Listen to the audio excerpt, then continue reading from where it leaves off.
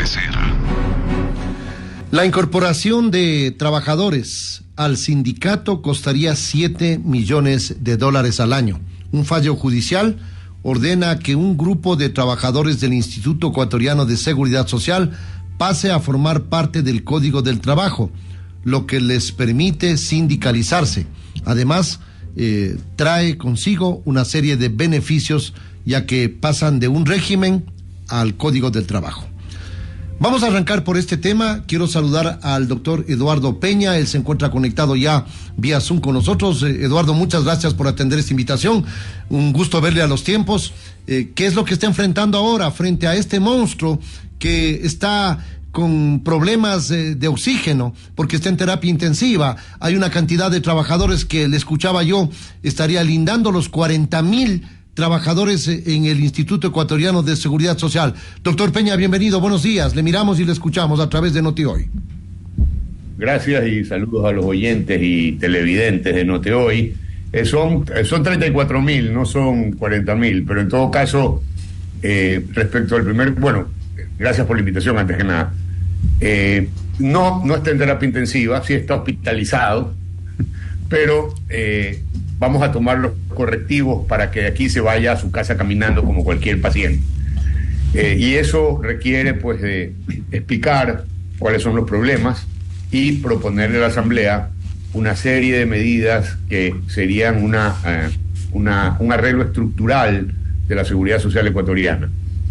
Respecto a los trabajadores que usted nombraba, efectivamente hay un fallo judicial que ampara, pero solo aquellos trabajadores que cumplan los requisitos que la regulación y esta sentencia manda, que entiendo yo no son los 1.900 trabajadores, sino que serían 5 o 6, aquellos que cumplen los requisitos necesarios para ser incluidos en ese paso del un régimen laboral al otro. ¿Serían auxiliares de enfermería, personal de limpieza, choferes, guardias, mensajeros, a lo mejor trabajadores de cocina?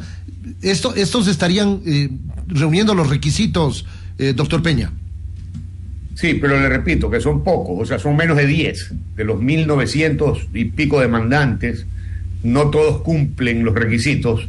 Los que cumplen los requisitos serían o algunos pocos que efectivamente los cumplen. Es decir, que estar afiliados antes de cuando se expidió la norma aquella. Mire, la literatura exacta no la conozco, pero entiendo que la norma especifica quiénes sí, quiénes no. Exactamente.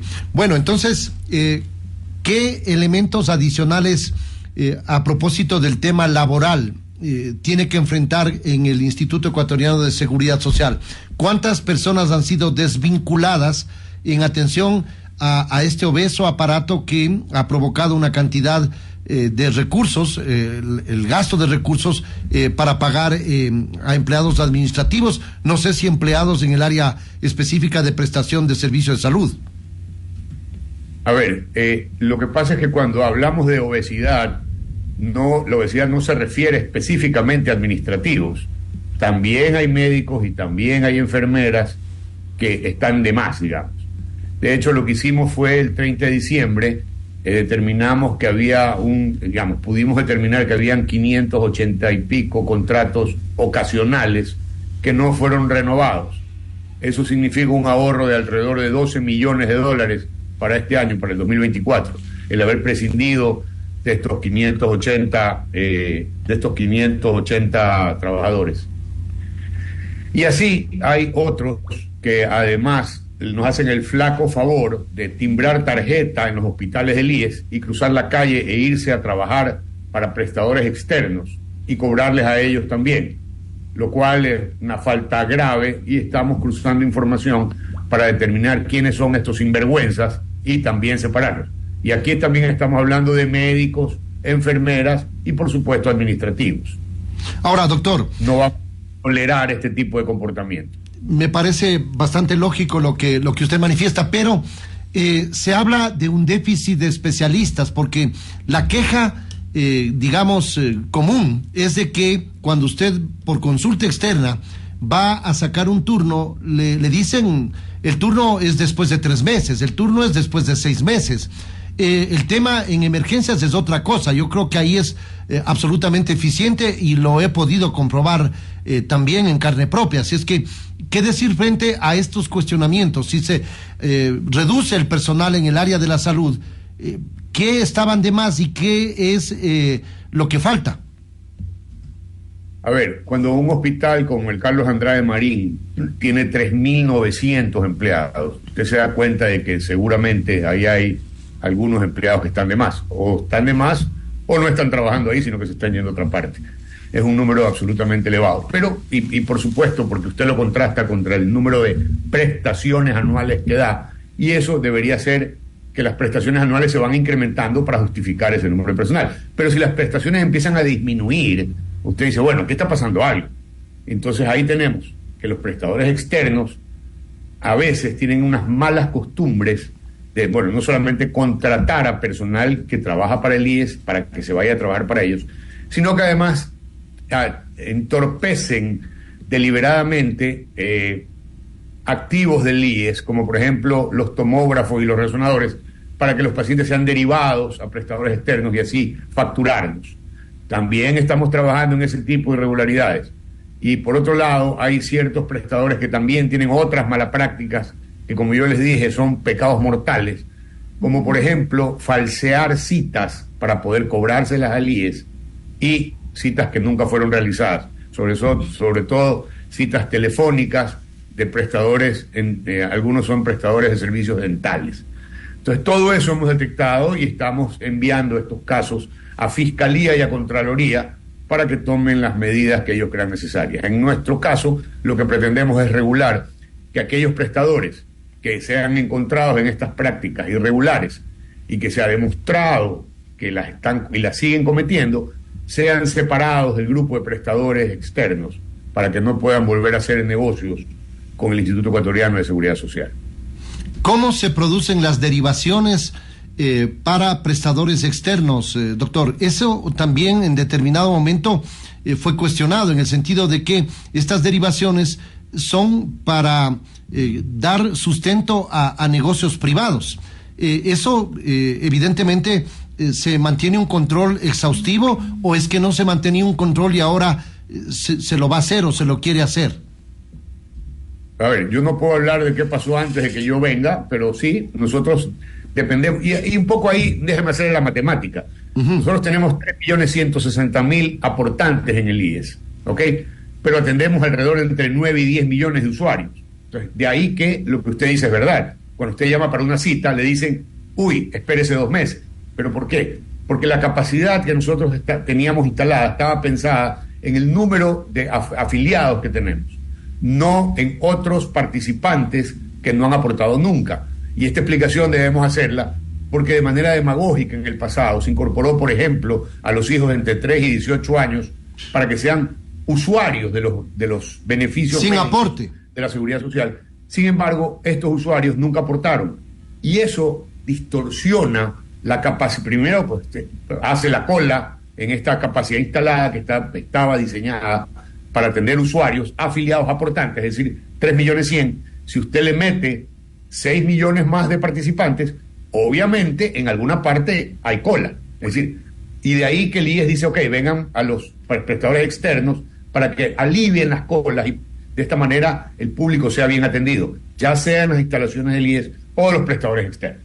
Ahora, cuando ya damos este paso, inicialmente las cosas funcionaron más o menos bien, pero luego, echa la ley, echa la trampa, hay ciertos prestadores externos que empezaron a abusar de los tarifarios, de las citas, hay que auditarlos, hay problemas con la plataforma de auditoría, es decir, tenemos una serie de problemas en camino que en este volumen inmenso de pacientes que maneja el IES, le hace 9 millones, han salido y que estamos tratando de arreglarlos de la manera más rápida posible. Ahora, el tema de la salud es apenas un problema que está enfrentando Eduardo, porque el pago de las pensiones jubilares, se decía que no hay recursos para sostener en el tiempo ese pago y que esos recursos están menguando. ¿Qué decir frente a ese escenario? Porque entran dudas en aquellas personas que prestaron sus servicios y que reciben una pensión jubilar. ¿Qué les dice para darles tranquilidad a aquellas personas? A ver, primero, no, o sea, en el corto plazo no va a haber problemas. Nosotros este año, el próximo, 2024, 2025, posiblemente 2026, sin hacer reformas, no tendríamos problemas. Quizá más adelante, 2027, 2028, ahí sí tendríamos problemas. Nosotros hoy tenemos 500.000 jubilados. Los jubilados se incrementan alrededor de 40.000 cada año. Les pagamos mensualmente 390 millones de dólares a todos. Ya. Esos son los números actuales. Pero nuestra rata de aportantes versus jubilados es de 5 y piquito, es decir, por cada jubilado tenemos 5 aportantes. La idea es llevarlos a 8. ¿Cómo? Aumentando las plazas de trabajo oficiales. ¿Cómo? Con proyectos como, por ejemplo, los casinos. Los casinos podrían generar entre 150 y 250.000 plazas de trabajo, que serían nuevos afiliados. Entonces, si la reactivación económica funciona y nosotros podemos llevarnos los 3.100.000 que tenemos ahora a 6 millones, afectamos de manera importante esa tasa, llevándola de 5 a 9 o quizá 10 u 8 por último, que es una tasa mucho más aceptable. Eso nos arregla parte del problema. La otra parte es la estructura de la jubilación ecuatoriana, que data desde hace 93 años. Entonces, cuando fue pensada a principios del siglo XX, el índice, la tasa de sobrevivencia de los ecuatorianos rondaba los 71 años. Es decir, usted se jubilaba a los 65 y hasta los 71, 6 años más, nosotros teníamos que pagarle la jubilación. O sea, el seguro pues se encargaba. Hoy, la tasa de sobrevivencia de los hombres ecuatorianos es 81 años y de las mujeres es 84. Entonces, si usted se jubila a los 65, el Seguro Social tiene que pagarle jubilación, si es hombre, en promedio hasta los 81, es decir, 16 años. Entonces, eso en el siglo pasado no se pensó que gracias a los avances de la medicina moderna, a la medicina pública, a la seguridad social, a la medicina que otorga la criticada seguridad social, que se la critica con razón, deberíamos mejorar los servicios. Pero cuando usted ve larga data de números, lo que refleja es que sí, los ecuatorianos vivimos más porque los sistemas primarios, secundarios y terciarios de atención han mejorado sustancialmente, no solo en el Ecuador, en el mundo. Y eso hace que los ciudadanos vivamos en mejores condiciones y más tiempo.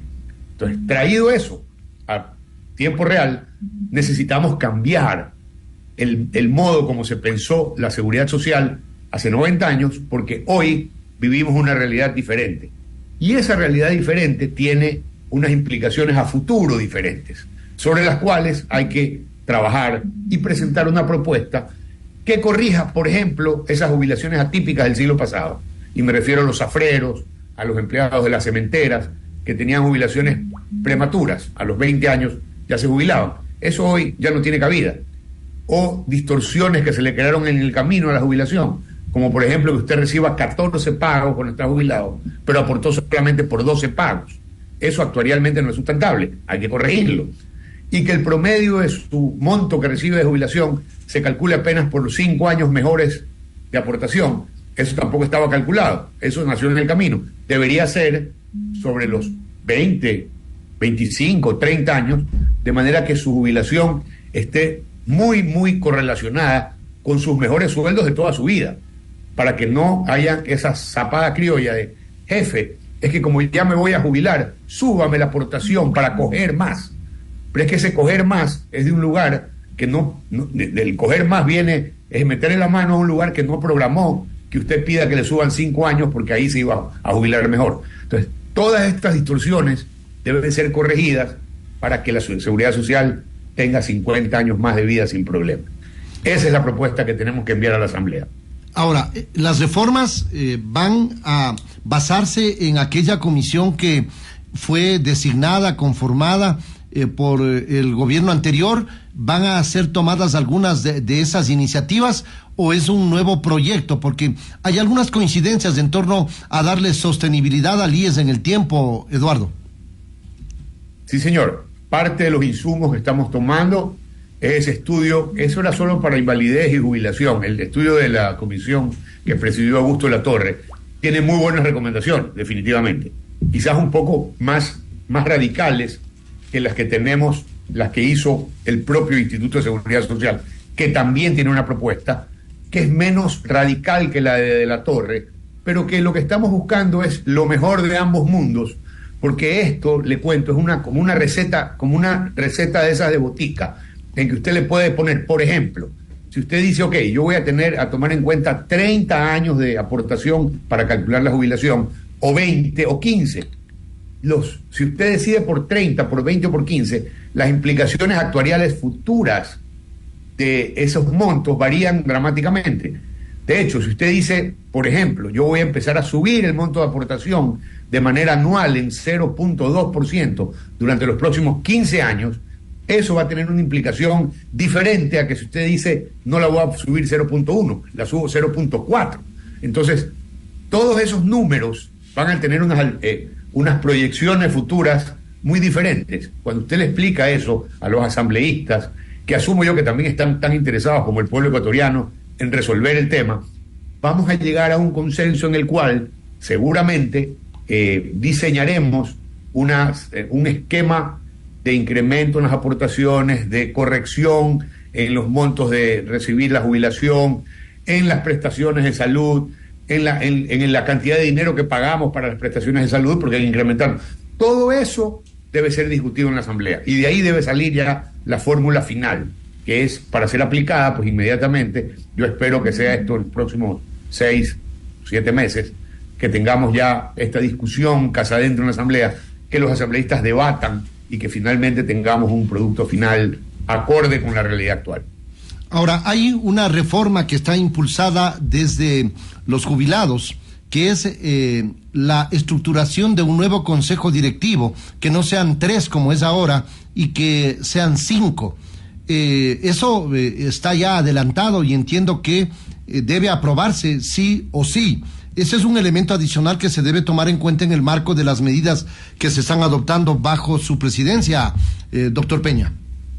Sí, entiendo yo que en la Asamblea hay una propuesta hecha por un ex trabajador petrolero, pero habiéndola revisado, sí, definitivamente una de las partes en donde tiene razón, que son pocas ciertamente, es que el Consejo Directivo debería estar integrado por lo menos por un actuario más, quizá por un representante de los jubilados, sí, tienen todo el derecho a opinar, pero el presidente debe ser el delegado del presidente de la República, porque finalmente el que debe comandar este Consejo Directivo, primero que tiene que calificarse, y le cuento que la calificación no es nada sencilla, porque los requisitos son exhaustivos. Entonces, bueno, pues habrá que buscarse un actuario que califique, un jubilado que califique, un delegado a los trabajadores, como es ahora, y un delegado a los empleadores.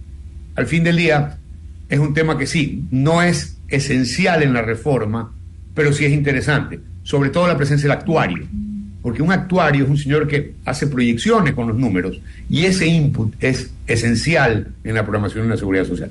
Del resto de la reforma, yo que la he revisado, no me parecen temas esenciales. Es decir, ahí no estamos hablando de montos de aportación, de incrementos de incrementos en el número de aportaciones para jubilarse. Sí, no toca los asuntos matemáticos de fondo. Ergo, no me convence la propuesta. Ahora, un amigo oyente dice, no ha cambiado la norma, digo, no, porque se tiene que aportar por 30 años y mínimo usted puede jubilarse a los 60 años, porque le escuchó mencionar que 65 años es el requisito básico para la jubilación, pero se puede jubilar con 30 años de aportación y 60 de edad. Eso no ha cambiado, sí, doctor. No, definitivamente no. Yo decía 65 porque es donde usted más dinero recibe. Es decir, el 100%. A ver, acuérdese que si ahora vivimos 81 años, la otra propuesta que nosotros tendríamos que meterle ahí es, ¿qué tal si usted tiene una jubilación tardía a los 70?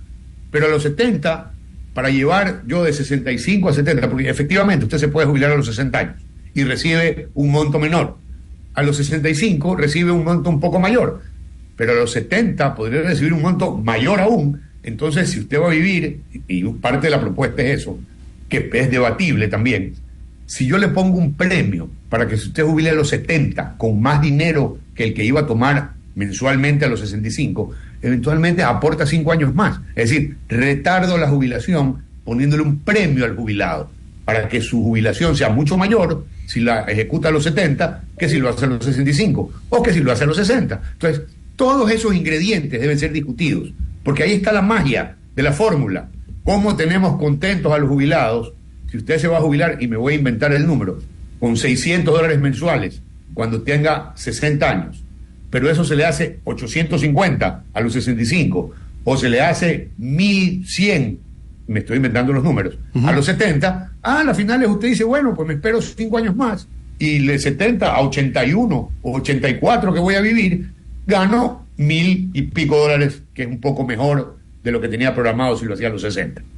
Ahora, doctor, es importante entender que vamos de a poco ingresando a un proceso electoral, digámoslo, con miras a las elecciones del 2025, y ahí resultará harto más difícil que ahora tramitar un proyecto de reformas con estos elementos que pueden provocarle o simpatía o antipatía al bloque, a la bancada o al partido que apoye o no una reforma con esas características.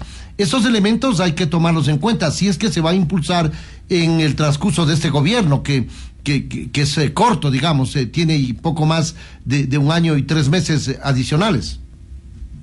Bueno, usted coincidirá conmigo que este es un gobierno que hace las cosas. Ajá. Es decir, este joven presidente que hemos elegido se destaca por un asunto muy particular: ejecuta.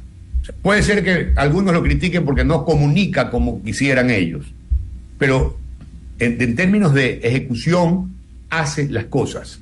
Y usted ha visto esta pelea que tiene ahora con el narcotráfico, con el terrorismo. Es una pelea frontal, digamos, que habla muy bien a favor de él y de su ejecución. De hecho, va por el 4º proyecto de ley enviado a la Asamblea Nacional en 2 meses. Es decir, él quiere hacer las cosas. Y desde el punto de vista político, si usted me pregunta a mí, esta reforma, yo soy un técnico, yo lo que voy a hacer es plantear lo que hay que hacer. Si políticamente la Asamblea decide no tocarlo, patearlo para adelante o definitivamente negar la reforma, ese es un problema que el que no lo toquemos no significa que desaparece.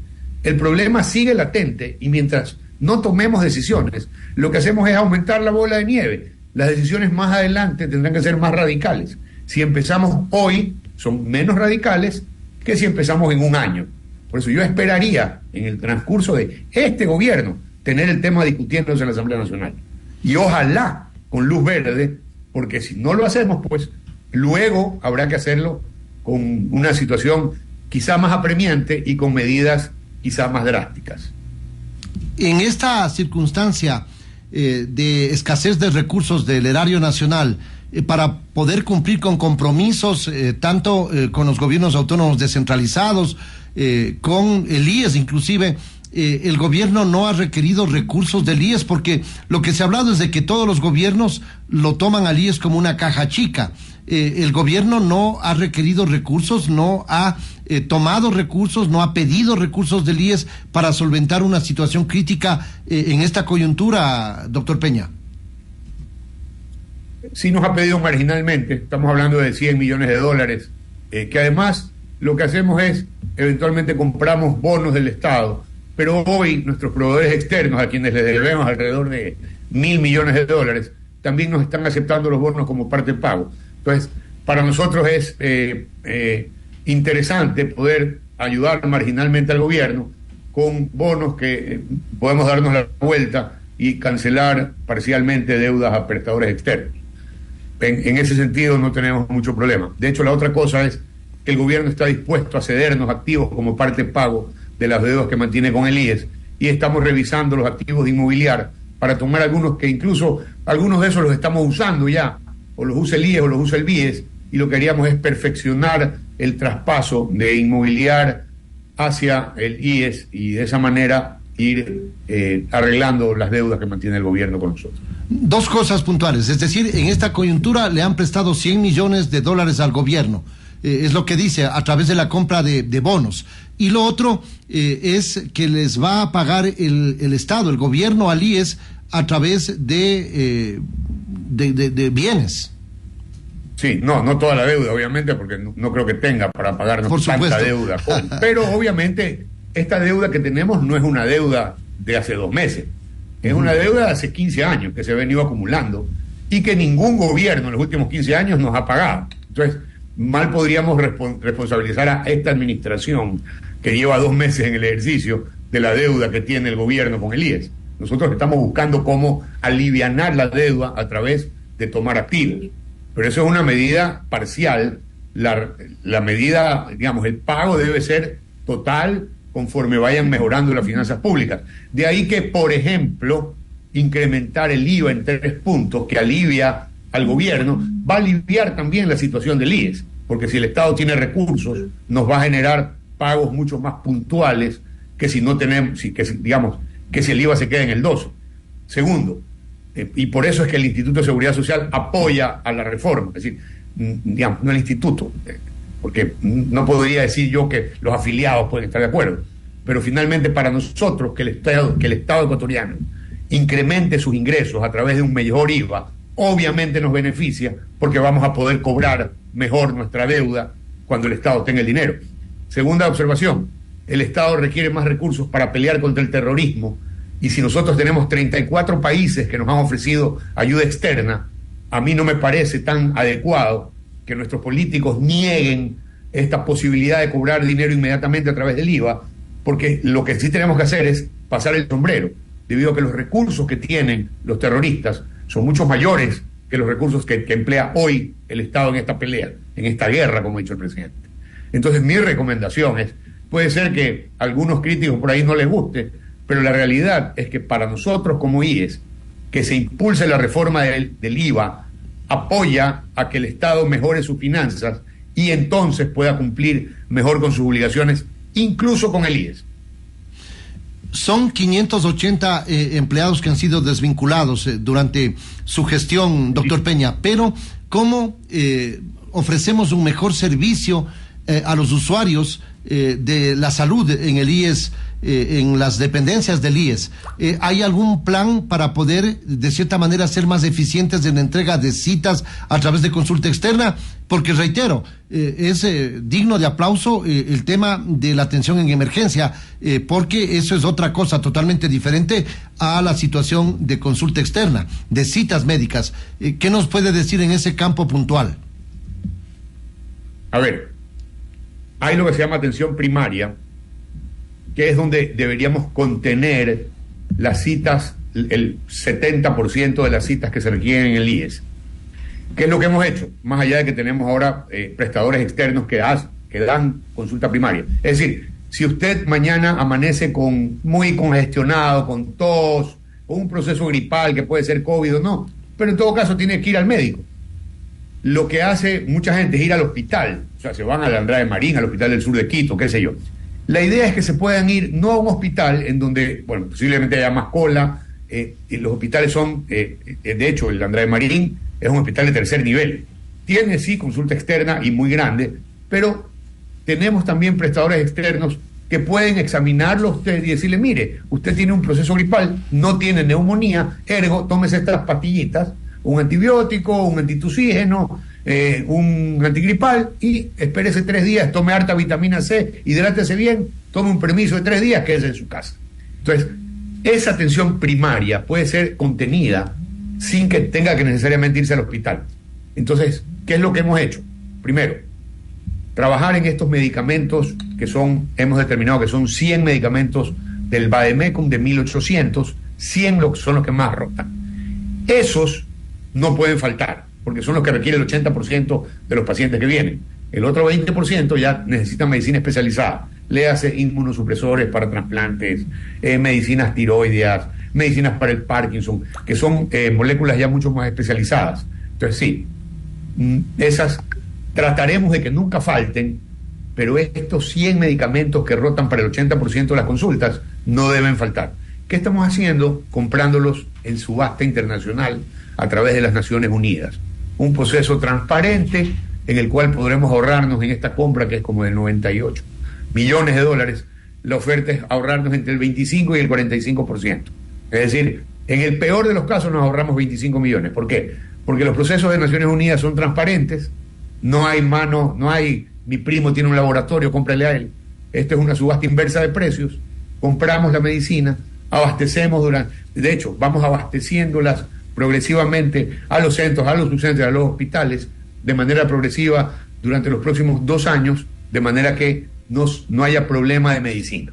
Ahora, problema de cola, eso lo solventamos por un lado con prestadores externos que ya tenemos, pues yo creo que suficientes, ¿no? Y por otro lado, mejorando las atenciones en los centros y subcentros, sobre todo, por ejemplo, el Seguro Social Campesino, que son 680 dispensarios que están regados por todo el Ecuador y que tenemos que, algunos no están operativos, ponerlos a operar, los que están operativos, mejorar la atención. En todo caso, este proceso es un proceso que va caminando y yo esperaría que se acelere el paso.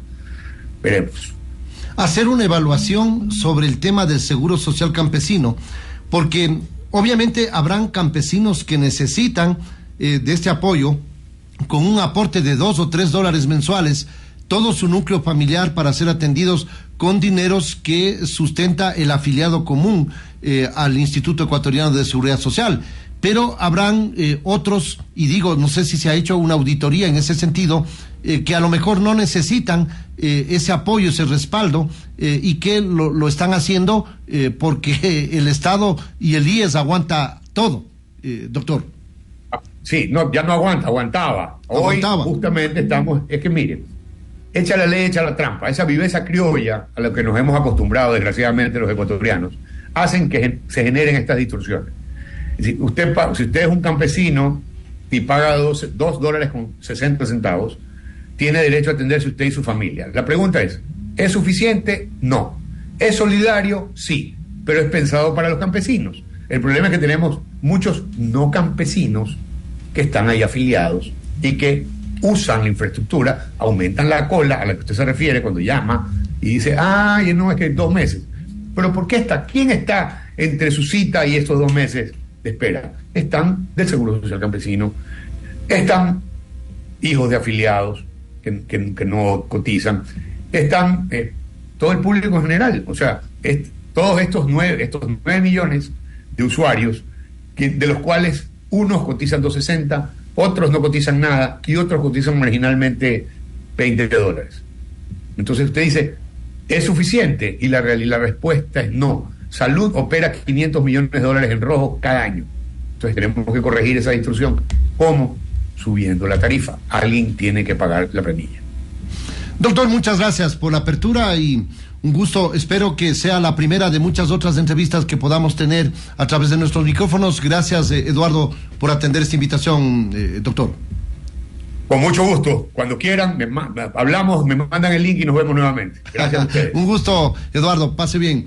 El presidente del Consejo Directivo del Instituto Ecuatoriano de Seguridad Social, Eduardo Peña, en diálogo con Noti Hoy. Vamos a una pausa. Inmediatamente hablaremos de las decisiones del Consejo de la Judicatura. Decisiones que al momento están siendo aplaudidas por diversos sectores para enderezar la administración de justicia.